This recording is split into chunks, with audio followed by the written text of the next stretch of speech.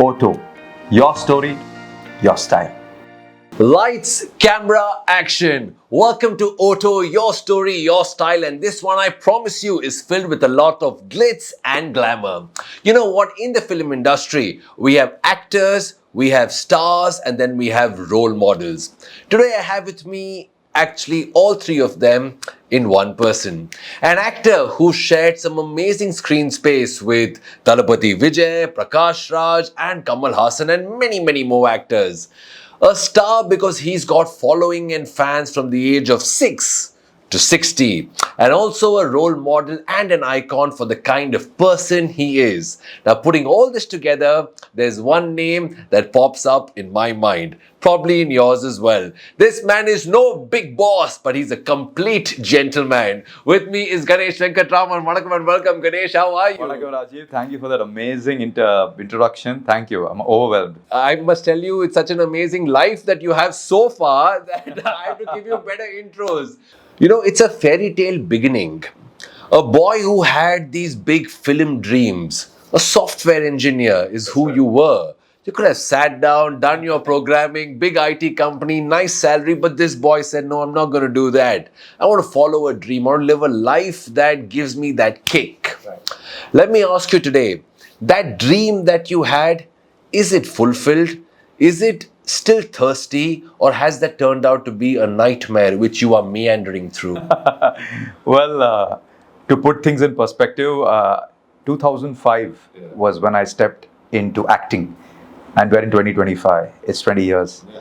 When I took that leap of faith, I just had a software degree, absolutely no understanding, no idea about the world of cinema, the world of art and entertainment. No family background whatsoever, and 20 years, I'm still standing strong, looking forward to push more boundaries, reinventing myself every day. I think it's a dream come true, and I'm living every moment, a life to the fullest, which I was not at that point doing my software job. Today, even when a shoot goes on for 24 hours, the hunger, like you said, the hunger, the thirst, the excitement for that moment and what I'm going to do next moment is very much there, and that's how life should be. No other way. 20 years. Congratulations. It looks like time has flown by. I still remember this model, this Gladrag supermodel, and then getting into television, and then it's been a fairy tale journey. Yes. But it's not been easy, Ganesh. Just like today, you sit down and you smile with me. You say that it's been a wonderful dream. The truth is, let's uncover your story. Let's not tell people the fairy tale. Let's tell people the fact that goes into all of this. Do you think that this man, tall, fair and handsome, got its due from the industry you have given 100% to? Do you feel you've got your justice? Do you feel you've got your opportunities? Do you feel you've got your rewards as an actor? Well, to turn your question around, if you catch anybody walking on the road and you ask them, do you think life has done justice to you? What do you think the answer would be? Would you find even one person say, no, there's so much more in me? But that is what keeps the human endeavor going. If all your dreams come true, what's the purpose of life? You drop dead as well, drop dead. And second, the way you phrase that question is, do you think the industry did justice? So it makes you think that industry is an entity. Now, we all must understand that external world is an evolving entity. It's changing every day. Industry, as you call it, in these 20 years has evolved. When I entered the industry, the production houses, the directors, the actors who were functioning, most of them are not even functioning now. So when I say, did the industry give me its due? Whom am I exactly talking about? Is the first question. And second, why do we live a life where we expect from others? Then we are beggars. Maybe in the beginning of my career, when I saw some super duper successes back to back, Abhiyum Nanu, Munnai Polarvan, Kandahar, Damrukum, in different languages, Tamil, then Telugu, then Malayalam. And then there was a lull where certain films didn't release, or the same success that I had didn't come. Maybe as a youngster who didn't have the maturity and maybe even had a sense of entitlement after certain successes, there was a phase where I think, what's happening? I must get my due. But that's exactly the phase that I'm so thankful about, because that's when you start introspecting about life. what is life about? And that's where you turn the tables and you said, don't expect anything from others. Expect from yourself. Expect excellence from yourself. Expect that you are the one who's going to create opportunities for yourself. In this regard, I think you have to think like an entrepreneur, because just like an entrepreneur is someone who's aware that the opportunities that the world gives you is always going to be limited. Or if the market forces are on your side today, the opportunities are there. Tomorrow it may not be. So he doesn't wait for the market forces. He creates his own opportunities. He creates his own path. And I'm so happy that that phase came, because I realized that hey, I have to carve my own path. I can't look at some actor's journey and think that life's going to pan out that way, you know. And generally about life, I feel that whatever your goals, you do get to your goals ultimately. Eventually, yeah. But the path is never what you imagined. As long as you're open to that idea, you will reinvent yourself. And I think 20 years I have been reinventing. Raj, you won't believe it. As a software engineer, I was fearful of even walking on the ramp. Today, there is not an aspect of the entertainment industry I have not tried. I've worked on theatre. I've done a musical play, a 2-hour musical play on theatre. I've hosted. I have been part of reality show, of course, movies in so many languages, 6 languages. So there is no I can't do it anymore, and that is a huge achievement for a human being. You know what I think you missed out on amongst all these achievements? I don't blame you, because you've achieved so much. No, we can't even blame you. You know, these life lessons, which we'll talk about, we may not like the word, but there are failure, there are obstacles, there are challenges. It's all the same thing. It depends how you see it. In all of this, what you learned for yourself and what you learned about yourself, today you get on stage and you speak to people, you speak to youngsters. You're one of the finest motivational speakers to do that. Talk to me about what are life lessons that you've learned before we go into different chapters of your life. Today, if I tell you, what has life taught you? What are your moral story of your life? Maybe 10 years back was something else. Today, what are your philosophies and morals of life? Well, there's a very interesting question, but talking about motivational speaking, it's something that happened by accident. It was only post Big Boss, right? So post Big Boss, I got called a lot to schools and educational institutes. And I was very surprised, because they said that we really like the way you handled conflict on the show with calm and patience. At no point did you fight or blame somebody or abuse somebody, and you solved the conflicts. And if we could see that kind aspect of you in those conflicts, we could see that you were a fierce fighter in most of the physical games that you won. So we want you to come to the schools and talk to the students. And that's when I started taking that seriously. Like, I didn't want to be another celebrity who just comes and waves and how எல்லாரும் சௌக்கியமா எப்படி இருக்கீங்க, do a shake and go. I wanted to really create value for them. Create an impact on that create stage. an impact, create a value. And when I used to speak to the teachers and what are their pain points, I realized that the same issue that I faced when I was going through the education system still prevails. For example, one, the education system never gives you the right mental construct of facing failure. They teach you about success, go for success. But what do you do when you face failure? How do you handle failure? Number one.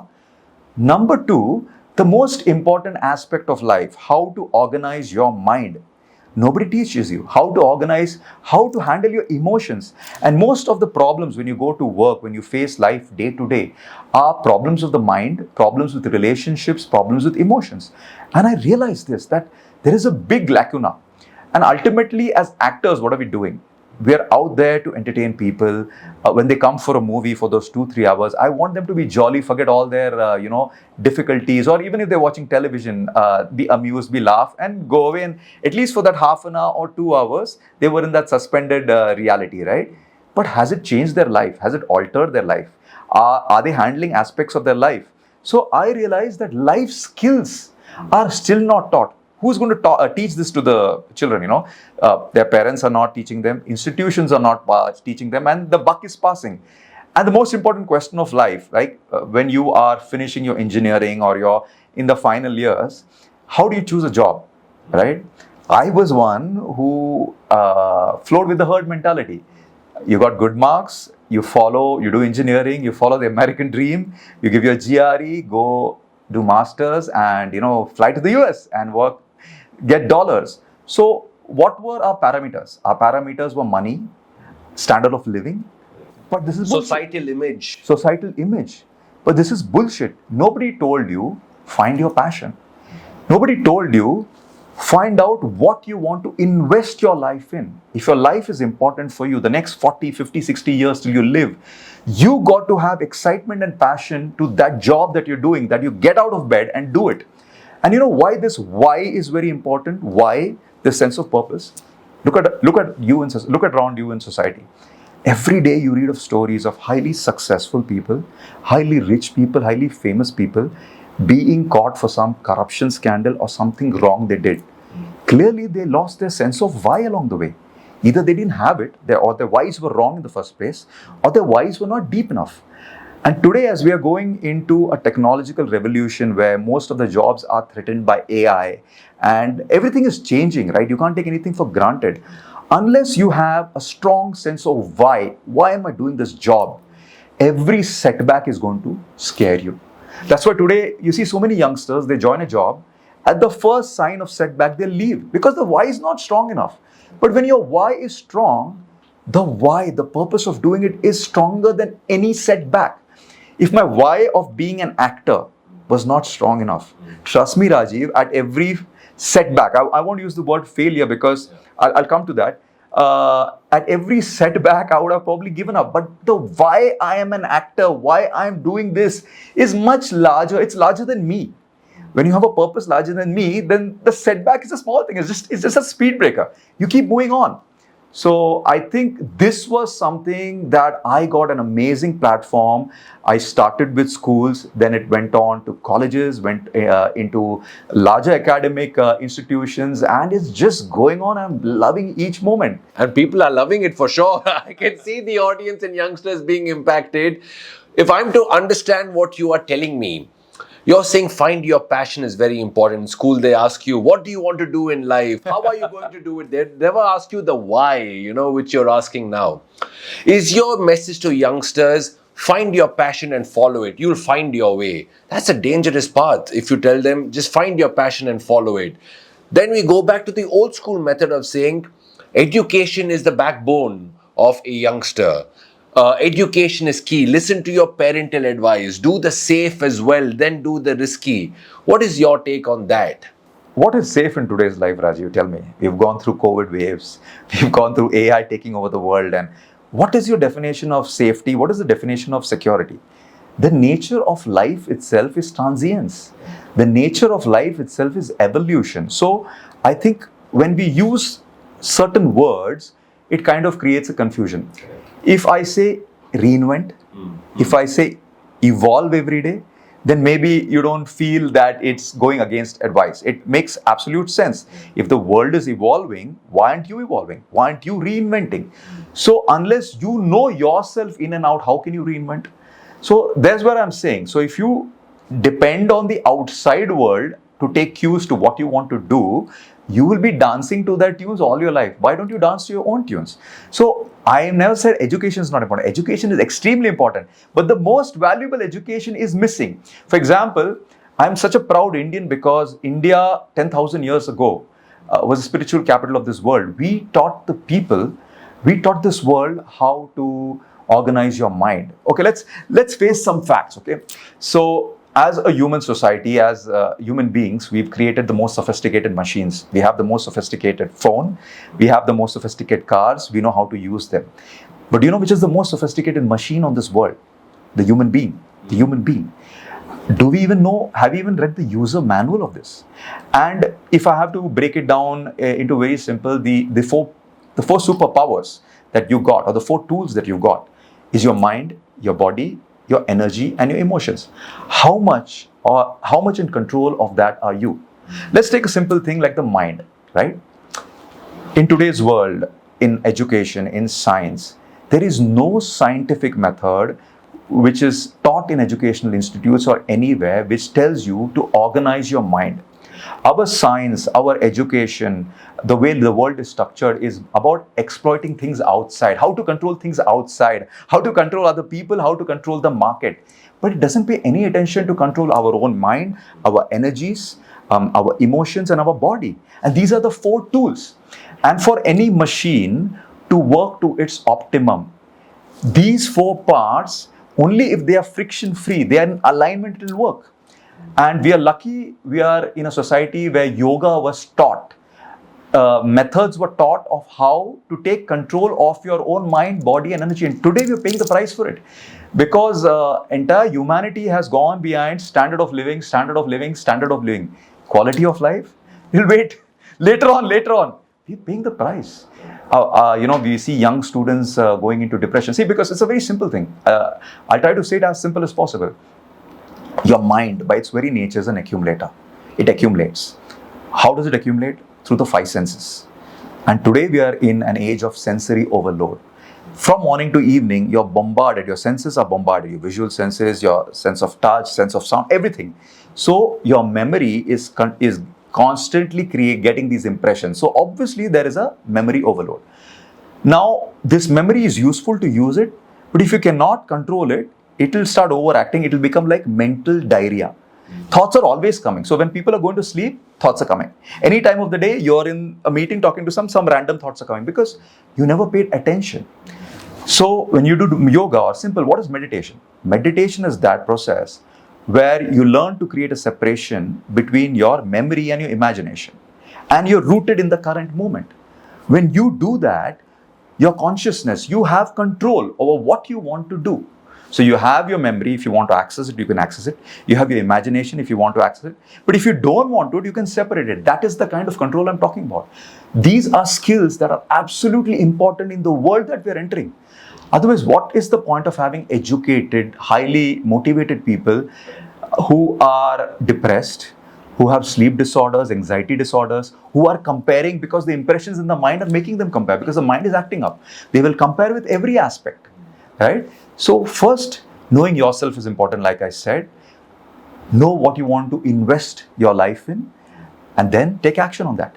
Why has this handsome man never been into controversies, never been into these slings, caught here, seen there, done that?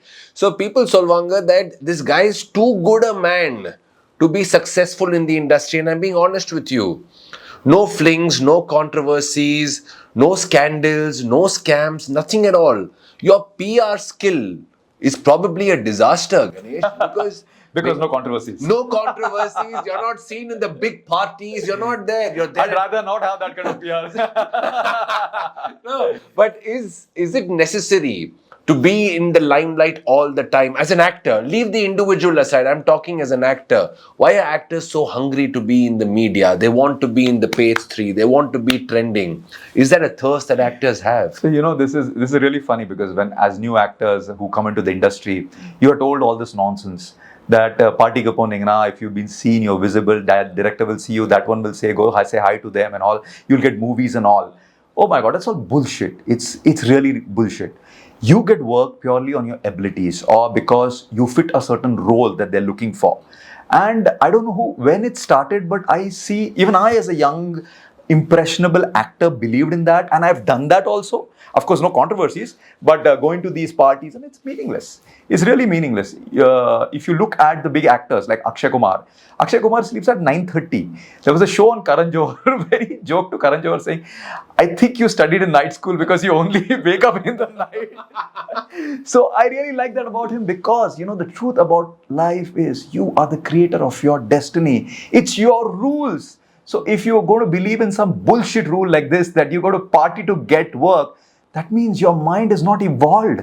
You need to open your mind. You need to change the stories because these stories actually govern your actions. When you actually start believing these stories, these internal stories become your belief system. Okay. And over a period of time, your actions and your destiny depends on these, stories or belief systems.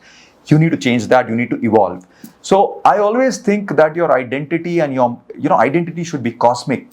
Your mind should be so open that you should not, it's very good to be scientific, very good to be logical. It doesn't make any logical sense that you go to a party and you got cast for a movie. It doesn't make any logical sense. So tell me, how has marriage been for you, and what are the relationship advices you seek after so many successful years of marriage? What is it like? Well, it's been touched with 10 years. I'm married to Nisha. And I always believed in the concept of marriage. I always believed in family as an institution because I've been very lucky with my parents and my sister. And that has been my emotional cushion. That has been the bedrock of my strength to, in difficult times. So I always knew that being a family man is something I wanted to go. But after becoming a family man and after getting married, being in a relationship, a committed relationship, I think the most beautiful thing that it does to you is you go from an individual existence to an inclusive existence. And I want to say this especially for men in society. The way in today's society men are trained, we are trained to be achievers, go out there, conquer the world, conquer the battle, make money, make a profession, go out there. This world literally pumps you for thinking individualistically, thinking about yourself alone. But you know what? That is very sad because you get, in an ocean, you get a drop. You get a drop of experience. And if life has to be, your life has to be a complete experience before the day you pop off. You at least want to experience life to the full, right? Right? So having an inclusive experience, the moment you are in a relationship, you cannot. The first thing I had to let go, and it took time. And this was from the time we were dating, right? You start thinking of the other person as an extension of yourself. And it takes, it's more difficult for guys than it is for women because I think women in some way, maybe Mother Nature is more kind to them, and because they are going to become mothers eventually, they follow emotional cues, they have a high emotional quotient, they look at you and they know you are down because they are lucky, man. We are not built that way. We have to work harder. But I'm telling you, it is worth the effort. I would tell every man out there, dude, that is where you start really tasting life and you feel, oh my God, because you become so abundant in your mind. You're not only thinking about yourself, you're thinking about somebody else like they're an extension. And when you become a father, it multiplies because now you're thinking about your kids. You're at work. You may not be physically present, but your mind is, what are they doing? Do they need anything? Do I have to do? You expand your horizons, right? And I think that is the most beautiful thing because you have evolved as a human being. True human evolution happens. So this is not a physical evolution. This is more a mental construct. In fact, when my wife was pregnant, I didn't have to be physically pregnant to have feel that. Yeah. I was more excited, more thrilled. I almost felt I had these new hormones inside me going. So I think it's beautiful, but like I said earlier in the interview, that you have to look at it as a lifelong project. Most people do the mistake that they are committed to their work, their time, energy is there to their work. But when it comes to family, whether it's their parents, their spouses, their girlfriends, or their kids, they forget that they've got to invest their time and energy, and it's a consistent effort. And in today's world, it's not just time and energy; it's communication also. Correct. Because we've come in it's a strange change that has happened is in the information world. 15-20 years back when your mom told you something, she didn't have to give you a reason for it. Okay, mom said, let's do it for mom. Dad said.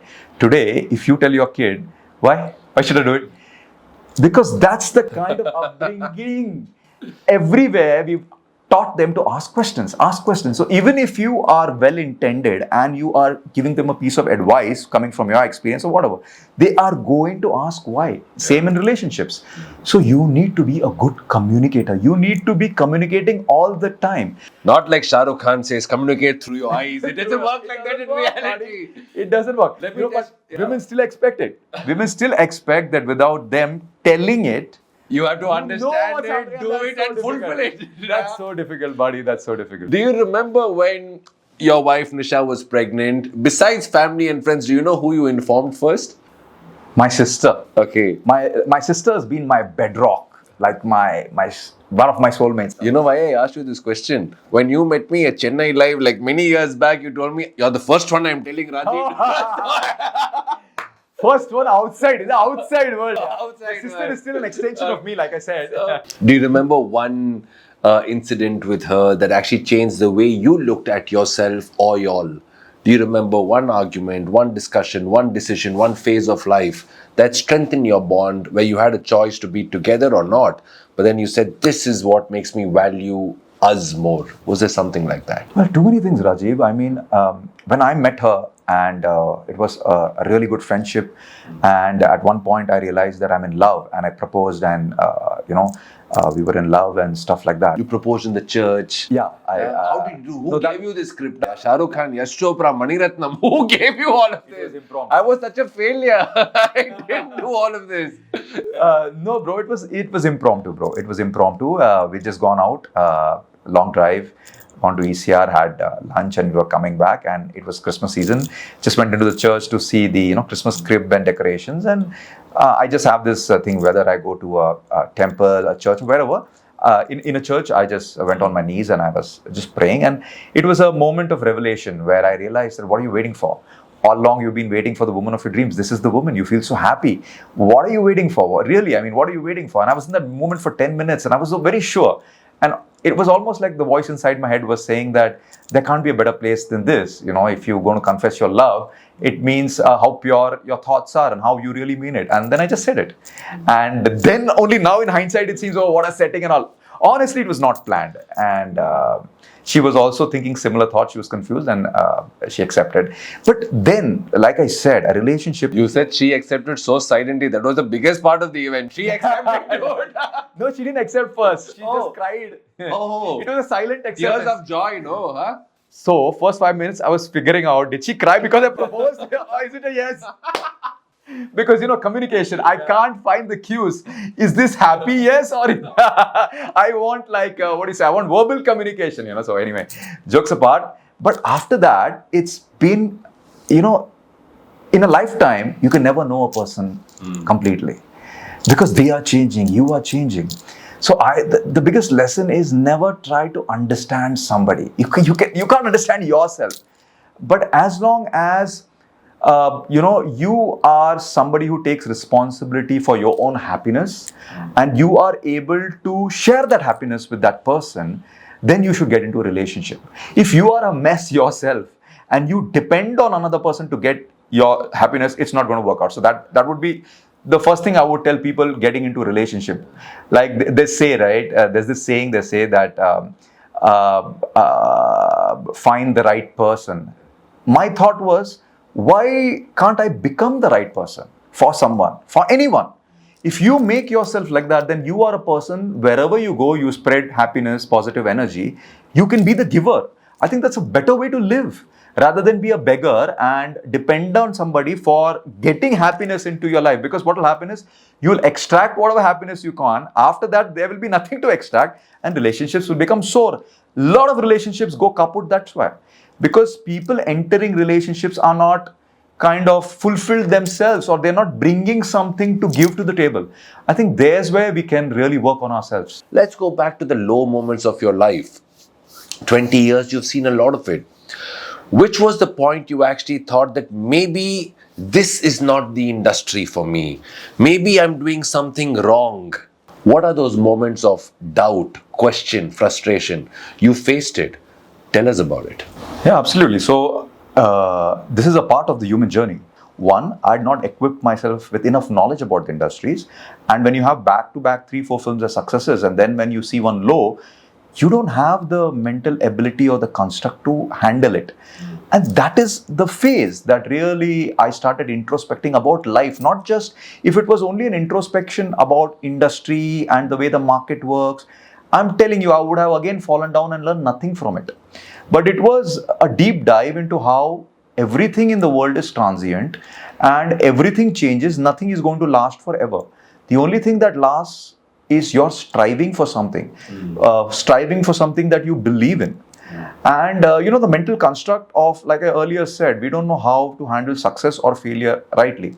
That was when I promised myself that every time a success comes, number one, I'm going to look at that success as a motivation to do something well next time again. It's going to be a source of excitement Because a lot of times what happens, you get successful, it hits your ego. And then you just enjoy that success. I don't want that to happen. So start looking at success first as just a motivation.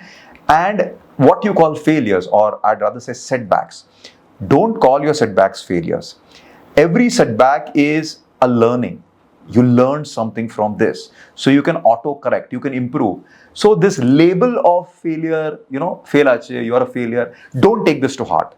Because failure is just an event. It's happened. Success has happened, failure has happened, right? Just like birth is an event and life is an event. There are events in life. Don't look at things as hard-pressed labels. And don't subscribe to labels that other people give you. I never subscribe. Like I said, I always keep my identity more cosmic. So I realized one thing, that it's important to keep working on what you want to create. I realized that I've got to reinvent myself. The assumption on which I had come to the Tamil industry no longer exists. I could see that. So when you are going through your life with effort and clarity, you can see the change. You know that why your actions are not yielding those results, because, hey, the market changed, the world has changed. So it's always cause and effect, right? You have only control of these things. What about these things? But then what happened? The market opened other faculties. Television became big. You had reality shows coming in. I got opportunities to host show. I got opportunities to come. 20 years back, there was no show where a film actor could come on a TV. I got opportunities to kind of go around the world, hosting events. I started as a Tamil actor, but I got opportunities in Telugu, Malayalam, Hindi, 6 languages. So I took up all those. So I could see where the market is opening, because, like I said, I kept my identity cosmic. If I had said when I came to this industry, and I still feel sorry for many people because they subscribe to a very solid and restricted identity. I am an actor. I am a Tamil actor. So when your identity is just hard fixed, then you don't see opportunities beyond that, right? Because I opened my opportunities first as a Tamil actor, then I said, hey, Telugu film is coming, hey, Malayalam is coming, hey, Hindi is also coming. Okay, I'm an actor. And it opened up. Then other opportunities, somebody called me and said, can you host this show? Hosta. I've never hosted before. Okay, I'm an entertainer. It happened, and I kept making my identity, I kept evolving my identity. And today, I realized that the identity that I most subscribe to, or the why I am here, is I love storytelling, right? Like, storytelling is our oldest art form. It is how for thousands of years we've been passing on values, we've been passing on tradition, we've been passing on legacy to our next generation. And the manner of storytelling, or rather the format, the platforms have changed. First it was a grandmom telling the kids, then theatre came, then radio came, then television came, then satellite came, then movies came. Now it's, you have OTT, you have YouTube, why? Even social media. When you put a post on Facebook, you're telling a story, you're telling your story. So storytelling has been evolving, formats and platforms has evolving. But what has not changed? The power. The power always lies in the storytelling. So if I look at myself as a storyteller and as a movie actor, when I am donning a character written by a writer, then I am telling a story dynamically by performing the character. But there are so many ways I can tell a story. If I put a content out on social media today, I am the writer, I am the content creator, I am the storyteller. When I do motivational speaking, I take storytelling as a format. I tell stories either from my life or other stories that have inspired me. And that's how I, communicate across.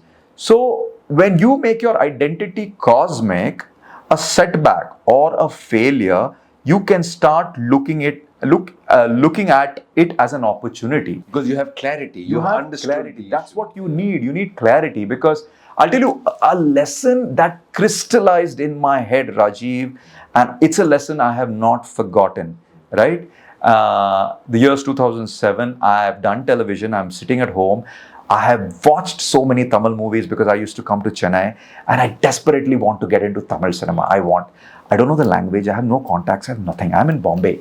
And I get a call from Biju ma'am, saying Radha Mohan, Prakash Raj and team are here and they are looking for a hero for their film. I was like, Radha Mohan, Mori, oh my God, I can't believe it. I can't go to Chennai, or I had gone to team offices in Chennai at that point, when I used to come. But they looked at me and, okay, we'll let you know. And It He's never too happened. fair for our Yeah, industry. all the reasons. He's too good looking for our industry. Whatever. You can think of all the reasons in the world, right? So all were hurled at me. But I never let it break my confidence. But my thought was how do I get in? How do I get in? The why was very clear. No matter what says, how. So luck favors the brave. This call came. I went and met Radha Mohan sir. And there were about 500 people waiting to meet him. And I waited for patiently 1.5 hours. Then I get to meet him and he tells me, so this is a story, but it's a very different character. And I'd gone clean shaven like this, right? And he said, it's Sardar Ji. He is, we modeled it on a young Manmohan Singh and this and that. It sounded really promising. I said, opposite Trisha, Prakash Raj's production, Radha Mohan sir, no way. It's like, yeah, good sir, really nice and all that. And he looked at me and, okay, we'll get back to you. And I could know the tone of that get back to you. I have faced so many rejections as an actor. I know, right? I know from the body language, from the tone, that it's not it. I mean, it's not happening. And I went back home and I was so low. Man, I got that chance, one foot in the door, but I couldn't convince the director that I could be that man. And why me? Why is this happening to me? Why is this happening to? Why is this happening? And this always happens to all of us in life. That these situations where you always keeping why it's happening to me. So it's good for some time. You feel you are empathy, sympathy and all, but it doesn't get you anywhere. Same thing happened to me. And then I said that I can be cribbing like this, or I can change this story. And I realized that, hey, in that moment, it's not that he rejected me as a person, right? What was he looking for? He was looking for his Joginder Singh. In that moment, he didn't see Joginder Singh in me. And then I said, rather than, this thought that this problem is happening to me, why can't I think that this problem is happening for me? Because when you think this problem is happening to me, you contract, there are no way out. But when you think this problem is happening for me, maybe God purposely gave me this problem because He wanted me to learn something from it. He wanted me to grow. Let me think of it that way. Then I'm thinking. So when you actually start thinking the problem is happening for me, you actually take charge of the situation. And then somewhere your creative genius will give you ideas what to do. And I'm an introvert. From somewhere I got this side, dude, he just didn't see the character. So what are you going to do? If you go in the character and convince him, that's it. That's what a director wants. Convince him that you're in that character. Okay, nice. Where do I start? And then suddenly all ideas came. So I was doing television. I called the makeup guy. I put on a nice a beard. I put this pagdi, put a kurta, went to the neighborhood Sardarji, learned a few Punjabi lines, went to Radha Mohan and barged into a meeting where he was in the... And I said, 𝒀𝒐𝒖𝒓 Paji, Peri Pona Jai, मैं मलकित सिंह हूँ, दिल्ली से आया हूँ आपसे मिलने के लिए. And he just looked at me like, it's a real Sardar. He sat me down, 5 minutes. He was explaining the same thing that he had told me. Yeah, I came here. It's been 2-3 days. We've been looking for real Sardars. We didn't get any Sardars. So we were, auditioning Bollywood actors and many, but nobody was coming. I'm looking for somebody like you only. I was like, that's breaking the ice. I removed the, sir, Ganesh Venkatraman sir, Tamil payan sir, nethu daenge meet panne sir. Oh, fantastic. And he looked and he had a smile.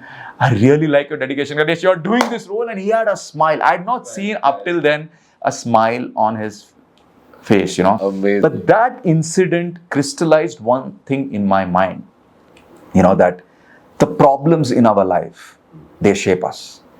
And to anyone listening to this, I would like to say that if you really want to be the creator of your destiny, learn to love adversity. Learn to face adversity. Sometimes a punch in the face is actually really good. It means you're living. It means you're ready for your next transformation. And I realized that day. And I think that's changed my mindset. You say I'm positive. Maybe sometimes some life lessons, we all get life lessons, but we don't take those lessons hard enough. And we repeat those same mistakes cyclically. The same karmic cycle goes on. But ever once in a while, you decide that no, I am not going to make my life be a repetition of the same karmic cycle. I'm going to change it right now. This lesson is going to be hard-coded in my mind, never to forget. That was that lesson, Rajiv. Okay, out of all the different stuff that you have juggled around with, right, from anchoring shows, reality show contestant, movies, a lot of things that you've done, on-stage speeches, which is the one thing you did not enjoy? You can't love everything. Can't be possible. There's something maybe while doing it, you said, no man, this is not for me. So generally, when you don't enjoy something, it's not the art form as such. When you say that I didn't have a good experience, it's a collective of many factors. The ecosystem Maybe, itself. maybe the team that you worked in, maybe the environment that you worked in, maybe the way they approached their work was maybe too mechanical and not as involved and creatively satisfying as you did. So you understand that the fault is not in the art form. It is not in the platform or this. It was maybe like some people have had bad experience with television. I had a profound experience with television. I worked with a great team. We made a great story, and my co-stars were some of the most amazing kids, some amazing natural performers, and we went and connected to the hearts of people. But yet I will find, and similarly you will find many people in the movie business who will say something. So it's never the art form. It's always the team that you work which uplifts your experience. So I have never let it generalize that. I have taken the lessons that next time I should be more careful whom I am working at. So generally the environment that you're working in should be very positive, should be constructive for you to come out and, really contribute. The people that you're working in and day out, they should be people that really, help you to push your envelope of performance and who are really having the audience, the end user in their mind and hearts. There was a talk few years back when you were co-starring with 𝒂𝒏𝒆𝒔𝒉 Vijay. 𝑽𝒆𝒏𝒏 was the name of the movie, and people believed that this man, Ganesh Venkatraman, is back once again. He's got a character, it's going to be big, it's going to be massive. Did you get your due? Were you disappointed with the result? So I think we have to change the perspective of how you look at it. So the lens of looking at how you choose movies is very important. And once you get the clarity, you understand. So as an actor, when you come into the industry, you realize that you want to be part of impactful stories. That is your main agenda. You are realistic that there will be some stories where you can headline, you can top line those stories, you can be the lead actor, and there will be some story where there will be a mass hero and he is going to have the limelight in it. The story is written for him. He has millions and fans and they are coming to see him. They are coming to see his dance, they're coming to see his action, they're going to see his comedy, his action chops. So he is going to be the ruler of the whole show. So there is not going to be any actor who's going to be having a very prominent or defined role, or there will be few, but there will be very few of them. So if your agenda is to be, like for example, I said, your purpose should always be higher than yourself. So if you stick to the old story that it's all about me, what am I getting in it? What am I getting it? So you will miss this opportunity because you will clearly see that, hey, there's not much to do for me. So you'll only do those films and those opportunities will be very few. That's one way to live life. And I've done that at the beginning of my character. I've got my opportunities. But then when you get those successes and you get the love from people, and that love teaches you one very important lesson, is that there are so many stories to be told. They want so many stories to be told. I want to be part of these stories. You become so humble and you decide that you are going to be a vessel now. You are going to be a vessel to tell those stories. The moment you take that perspective, you don't care about how long my role is, how weighted your role is, and stuff. Like I said, I would have an 𝒂𝒐𝒚𝒍𝒆 where I am the lead hero and I'm doing it. I might have some other projects where I'm doing it. And I might have a 𝒂𝒏𝒆 where I'm getting to be a part of a movie which is talking about family values after a long time. It's a milestone movie for 𝒂𝒏𝒆𝒔𝒉 Vijay, and while he was doing action movies and Leo and Master on one side, this is a simple story about a father who's dying of cancer, and that one message in the end of the movie that no family is perfect, but all you've got is one family. Watching that movie in the theater with people, very simple movie, nothing new in the screenplay, but I'm seeing people, grown-up men, wailing and sobbing, and this is post-COVID. So obviously the entire COVID experience, and people are. Sometimes that simple message drives to the heart, reminds them, oh man, yeah man, life is, this guy died of cancer at the end of the movie and so many people were lost in, COVID people. That one family I have, right? So whatever our differences, I mean, how long is life, right? Let me just forget those differences be. That movie represented that, and I'm so happy I'm part of that movie. I took my parents to it, I took my uncle and auntie to it, not because I acted in the movie, because I wanted to see this movie. The message was so beautiful. Yes, so I want to be I'm selfish to be a part of greater storytelling. Yeah. So when you align your personal success with collective success, your personal agenda with collective agenda, that's when life starts happening. So if it's your personal agenda all the time, that I have to be the hero, I have to get the limelight, I have to get these scenes, man, life is, like I said, you experience a drop. Now let's talk reality. There's no hidden camera here. Let's be honest. How much in that big boss house is reality? How much of that emotion is purposely fueled because they want TRP? How many producers from behind come and say, you're not doing too well, create something, then you'll get some votes. That's what happens. Tell me the reality. So, to put things in the right perspective, when you talk about a show like Big Boss, it's called a reality show.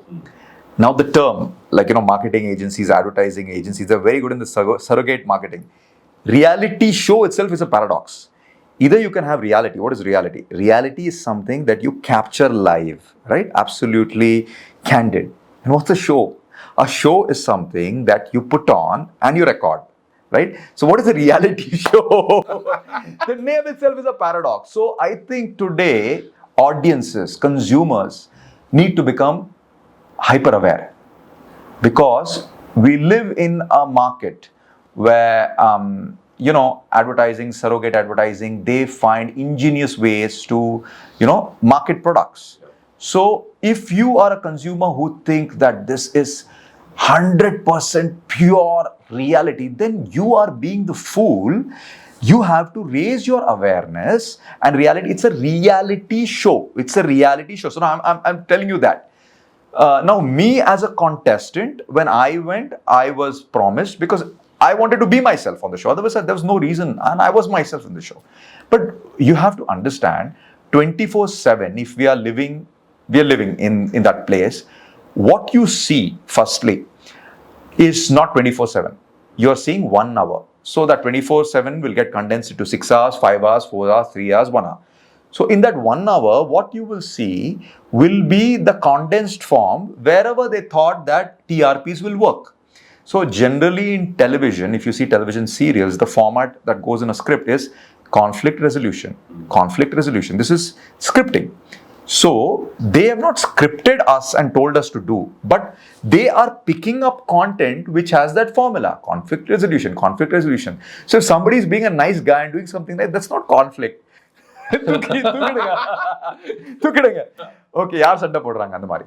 Now, in another layer to this is because inmates are living and they have history of each inmate, and because they will give task to each inmate and they are observing each one, they are knowing their conversations, they know how to introduce conflicts. So they can introduce conflicts any which ways. They can make a task and pair two people. They can make a task where purposely they're creating friction between. So these are situations they create. So if the contestants realize that and are still fighting, it's up to them. If the contestants don't realize and still fighting, it's up to them.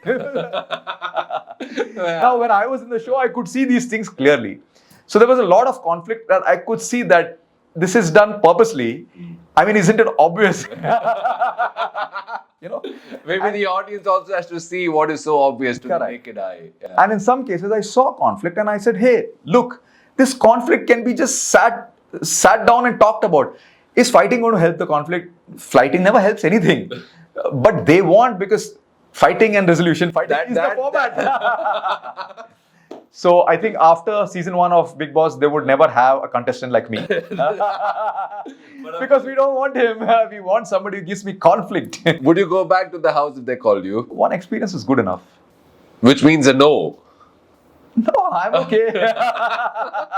No, but jokes apart, that experience was great. I mean, I could prove to myself that nothing can shake me, and I loved that experience because it was like a litmus test. Yeah. Can I be kind to people despite them being mean to me? Because if they are mean to me being mean to them means I become like them. So what is me about it? Like the way I handle the situation is what shows my personality. Yeah. So I think it was a great thing, because in life, situations around you are always transient. They are always changing. Tamil solvaangala, சுத்தி இருக்கிற உலகத்துல போராட்டம் இருக்கலாம், உங்களுக்குள்ள போராட்டம் இருக்க கூடாது. So how stable you are in every situation, can you be a solution to a problem, is what it was about. Politics in India, the patriotism cannot be put aside. You had wonderful things to say about Thalapathy Vijay when Varis was about to release, and you had a great chemistry with him. You all really, really got along as good friends. Let's talk about the political part of it as well. Where do you see the political standing of the actor Vijay leading TVK? Would you have anything to say about that, or no comments? I have nothing to say about this. I don't want to get into controversy. Where do you stand? I think it's really good that people with such a huge fan following who have true genuine intentions to do something good for the people get into politics, because that's the idea of politics, to serve. When you say politics, what does it mean? It means you're coming to serve people.